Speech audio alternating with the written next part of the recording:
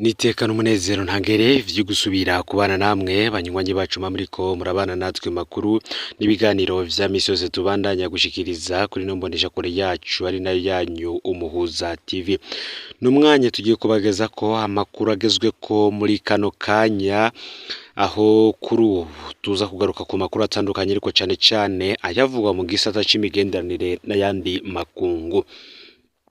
Imigenderanire y'igihugu c'u Burundi ndetse n'igihugu c'u Rwanda irabandanya.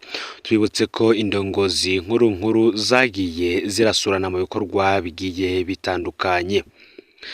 Ubwa mbere vyabaye ari aho umukuru w'igihugu c'u Rwanda Perezida Paul Kagame yashitse mu gisagara ca Bujumbura, akaba yari yitavye inama y'abakuru b'ibihugu bihurikiye mu muryango w'akarere ka Afrika y'ubuseruko, aho yaraje mu bikorwa vy'inama iraba umutekano uri mu gihugu ca Republika Iharanira Intwaro Rusangi ya Kongo.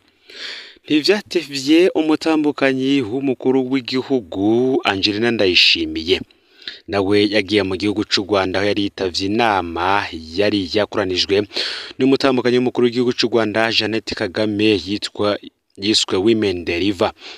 Mu nyuma umutambukanyi w'umukuru w'igihugu c'u Rwanda Jeannette Kagame nawe yarashitse mu gihugu c'u Burundi mu minsi iheze, aho yari yitavye inama nawe yari yatumwe ko n'umutambukanyi w'umukuru w'igihugu c'u Burundi Angelina Ndayishimiye. Kuri uyu munsi rero Prosper Bazombanza akaba ari i Kigali. Icegera ca mbere c'umukuru w'igihugu c'u Burundi akaba yakiriwe na General James Kabarebe, umwe mu basirikare bakomeye cyane mu gihugu c'u Rwanda. Turaza kugaruka kandi kuco Prosper Bazombanza hagiye gukora mu mugwa mukuru w'igihugu c'u Rwanda i Kigali. Twibutse ko kandi n'umushikiranganji wa mbere wa leta y'u Rwanda Dr Edouard Ngirente nawe yageze mu gihugu c'u Burundi ndetse akanakirwa ku kirimba c'umukuru w'igihugu Ntare House. Byose tukaza kubigaruka ko murano makuru ku buryo burambuye. Murano makuru kandi imbere yuko tuza kubageza ko ino nkuru y'ivya Prosper Bazombanza icegera ca mbere c'umukuru w'igihugu c'u Burundi ndetse n'ingene yakiriwe ku kibuga c'indege mpuzamakungu ca Kigali i Kanombe, akakirirwa na General James Kabarebe. Reka tubanze tubabwire ivyatangajwe n'umukuru w'igisagara ca Bujumbura Jimmy Hatungimana. Inyuma rero yaho hatanguriye isekeza ryo gusuzuma ko abafise impangu bazimenyekanisha kandi ko bazoja bazirihira amakori y'agataka, umukuru w'igisagara ca Bujumbura Jimmy Hatungimana akaba yari yamenyesheje ko kuva ku igenekerezo ya 30 Gitugutu umwaka wa 2023 hari hatanguye isekeza ryo gusuzuma ko abafise impangu bazimenyekanishe kandi ko bazirihira amakori y'agataka. Nkuko vyari muri iryo tangazo, vyari bitegekanijwe ko iki gikorwa catanguriye muri komine Mukaza, kandi ko abo bakozi ba meri ya Bujumbura bazogenda barasuzuma ko barishe ikori canke itagisi ry'umwaka w'ibihumbi 2023. Jimmy Hatungimana yamenyesheje ko iki gikorwa cyo kwandika ibitangirwa ikori kizokorwa n'abakozi ba meri bambaye umwambaro w'akazi uniforme, kandi bakazoba bafise ordre de mission kugira ngo abanyagihugu ntibagire ngo nibisuma vyambitse umwambaro wa meri. Aya nandi yose rero ntuze gucikwa nido tugiye kubageza ko. Niba utari wafyonda subscribe ufyonda ko kugira ngo utoja ucikanwa nayo dushikiriza. Mwahekaze murano makuru. Nkuko natanguye mbibabwira, imigenderanire y'igihugu c'u Burundi ndetse n'igihugu c'u Rwanda irabandanya inyuma igihe kitari gito yaratosekaye. Kuri ubu Prosper Bazombanza akaba ari i Kigali. Ku mugoroba wo kuri uyu wa gatatu igenekerezo ya mbere Munyonyo uyu mwaka w'ibihumbi 2023 niho icegera c'umukuru w'igihugu c'u Burundi Prosper Bazombanza yashika i Kigali mu gihugu c'u Rwanda, aho yitavye ibikorwa vy'inama mpuzamakungu igiriya 2023 yiga ku gisata ca ba mukerarugendo. Prosper Bazombanza akaba yakiriwe ku kibuga c'indege mpuzamakungu ca Kigali n'umushikiranganji wa leta General James Kabarebe. Abandi bategetsi bakuru bitavye iyo nama akaba ari umukuru w'igihugu ca Tanzania Samia Suluhu Hassan hamwe n'umukuru w'igihugu ca Togo Faure Gnassingbe. Tubibutse ko imigenderanire y'igihugu c'u Rwanda yatanguye neza kugaragara muri uyu mwaka mu kwezi kwa kabiri, aho umukuru w'igihugu c'u Rwanda Paul Kagame yashitse ku kibuga c'indege mpuzamakungu Melchior Ndadaye i Bujumbura, aho yari yitavye inama yari yatumijwe ko n'umukuru w'igihugu c'u Burundi Nyenicubahiro Evariste Ndayishimiye. Ni inama yari yatumiwemwo n'abandi bakuru b'ibihugu batandukanye, ariko cane cane ibihugu bihurikiye mu muryango w'akarere ka Afurika y'ubuseruko kugira ngo barabire hamwe ivy'umutekano muke urangwa mu gihugu ca Repubulika Iharanira Intwaro Rusangi ya Kongo. Umutambukanyi w'umukuru w'igihugu Angela Ndayishimiye niwe yabaye uwa kabiri mu bakomeye yagendeye igihugu c'u Rwanda, nawe akaba yaritavye inama yaratumijwe ko na Jeannette Kagame umutambukanyi w'umukuru w'igihugu c'u Rwanda. Inama yari yiswe Women Deliver, yari irimwo abategetsi bakomeye bagiye batandukanye. Umutambukanyi w'umukuru w'igihugu c'u Rwanda nawe yarashitse mu misi iheze mu gihugu c'u Burundi, aho yari yitavye inama yari yatumijwe n'umutambukanyi w'umukuru w'igihugu c'u Burundi. Ariko tubibutse ko kandi igihe umugambwe uri ku butegetsi mu gihugu c'u Rwanda wari wakoze ikoraniro kaminuza, nanone kandi umugambwe CNDD FDD wari wohereje intumwa zawo kugira ngo zije kuwuhagararira muri ico gikorwa. Bikaba bigaragara ko imigenderanire hagati y'ibihugu vyompi iriko iragenda isa neza. Kuri ubu kandi n'ivyamamare bitandukanye yoba ivyo mu gihugu c'u Burundi ndetse n'ivyo mu gihugu c'u Rwanda biriko biragirana imigenderanire myiza. Muri iyi nama kandi abandi bategetsi bakuru bitavye iyi nama bakaba ari umukuru w'igihugu ca Tanzania nk'uko nari mpejije kubabwira. Hakaba kandi hari abandi banyecubahiro bitezwe ko baza gushikiriza amajambo, akaba ari nka Didier Drogba yahoze ari umukinyi mpuzamakungu rurangiranwa, ubu akaba ari umumenyereza. Mwomenya ko ari rya mbere iyo nama idasanzwe ibereye ku mugabane wa Afurika.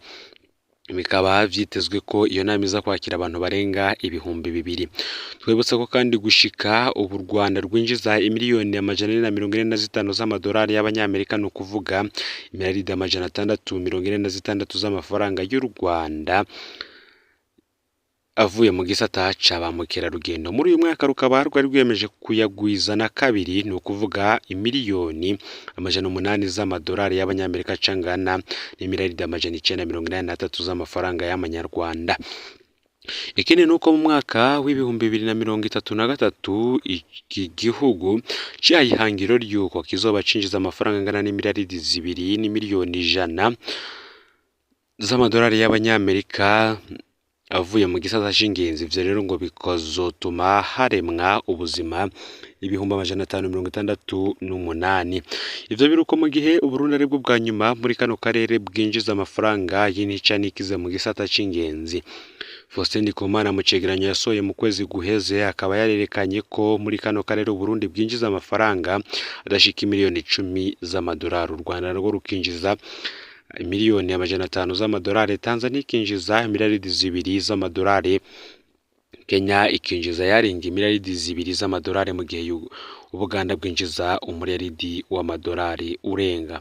Ukabona ko ivyo biva ku kuntu leta ishiramwe uburyo buke muri ico gisata, aho yanegura kubona muri uyu mwaka ico gisata carahawe imiliyoni 69 gusa. Ivyo akaba ari ivyatangajwe na Faustin Ndikumana, umuhinga mu vy'ubutunzi. Kuri ubu rero iyo nama ikaba iriko ibera mu murwa mukuru w'igihugu c'u Rwanda ari wo Kigali. Reka ano makuru yacu tuyabandanize ko yo mu ntara ya Kirundo, aho abantu 4 kuri ubu bapfunzwe bagirizwa guhungabanya ubutunzi bw'igihugu no guhungabanya ibidukikije. Mu rubanza rw'ikibirira rwasomwe kuwa gatandatu heze, abantu 5 bararengutse imbere ya sentare nkuru y'igihugu ya Kirundo mu buraruko bw'igihugu bagirizwa ivyaha bitandukanye. Inyuma y'urwo rubanza 4 baragiriwe n'ivyaha bagirizwa baciye baje gupfungirwa mu gasho ka parike ya Kirundo, aho bapfungiye gushika n'ubu. Wa gatanu we yararekuwe. Babiri muri abo batanu nibo Christian Niyoyitungiye na Anicet Nshimirimana baciriwe gufungwa imyaka 2 no kuriha adabu y'ibihumbi 500 y'amarundi, bakaba baragiriwe n'icaha co guhungabanya ubutunzi bw'igihugu. Bahagaritswe inyuma yo gufatanwa ku mihana yabo amabido ya essence itaramenyekanye uko ingana, ariko isoko mu gipolisi rimenyesha. Abo bagirizwa ntibahakanye icaha. Muri urwo rubanza nyene abandi bantu batanu bararengutse muri iyo dosiye nyene. Abo nabo ni Jacques Miburo Bienveni Barutwa nayo na Celestin Ndayizeye. Abo babiri ba mbere bashengejwe kubera guhungabanya amashamba. Rw'amasoko yacu muri senare nkuru ya Kirundo, abo bantu bafatanywe ibiti baciye mu ishamba cimeza rya Murehe muri komine Busoni. Abo bagabo babiri bacira umunyororo w'umwaka umwe ni hadabu y'umuriyoni w'amafaranga y'amarundi. Umwe wa gatatu we akaba yarejejwe. Nako kandi mu ntara ya Cankuzo umukenyezi n'umuhungu we baciriwe umunyororo wo guherayo. Akaba ari Jacqueline Kanyange n'umuhungu we Jean de Dieu Hagabimana afise imyaka 24 barengukijwe mu rubanza rw'ikibiriraho na senare nkuru y'igihugu ya Cankuzo mu buseruko bw'igihugu. Ivyo bikaba vyarabaye kuwa mbere w'indwi, hakaba ari kwigenekezo ya 30 Gitugutu. Bakaba baragiriwe n'icaha co kwica Magnifique Irankunda, umuhungu akaba n'umuvukanyi wabo bagiriwe n'icaha. Icaha abo uwo mukenyezi n'umuhungu wiwe bakurikiranwa ko cakozwe ku mugoroba w'Imana uheze. Magnifique yishwe aciwe umutwe mu gihe yararyamye ku gitanda kimwe na nabo. Uwo mukenyezi akaba na nyina w'uwishwe yaburanye ahakana icaha, ariko ntiyanyugwishije icariho c'umushikiriza amanza. Ibitenge biriko amaraso vyaratoye munsi y'igitanda cabo bahungu babiri. Ikindi Dondo Die ntiyari gushobora gusohora ikiziga wenyene adafashijwe na nyina wiwe, akaba ariko icariho c'umushikiriza amanza yamwagirije. Uwo yavukana n'uwo yishwe we yaburanye yemera icaha, yaciriwe gupfungwa ubuzima bwe bwose co kimwe na nyina wiwe. Babiri mu babanyi bari bahagaritswe mu mushuhirano bararekuwe. Abanyagihugu benshi bo ku mugwa mukuru wa Cankuzo bari bagiye kuri sentare nkuru y'igihugu gukurikirana urwo rubanza nk'uko vyabonywe n'umwe mu bamenyesha makuru. Abagize ico batangaza bashimye urubanza rw'akarorero, bakaba barasavye abacamanza Barundi muri rusange guca ibihano bikomeye mu ntumbero yo guca intege abakora amabi nk'ayo. Aya niyo makuru yaragizwe ko muri kano kanya. Fyonda subscribe canke sabone niba utari wafyina ko kugira ngo tuje ucikanwa nayo dushikiriza. Sangiza no makuru bagenza kandi baba baherereye hose kugira ngo batuje bacikanwa nabiriko biravugwa bigezwe ko ngaha mu gihugu c'u Burundi, hanze imbezi igihugu c'u Burundi ndetse no makungu ya kure. No Muza TV Imana iba hezagire.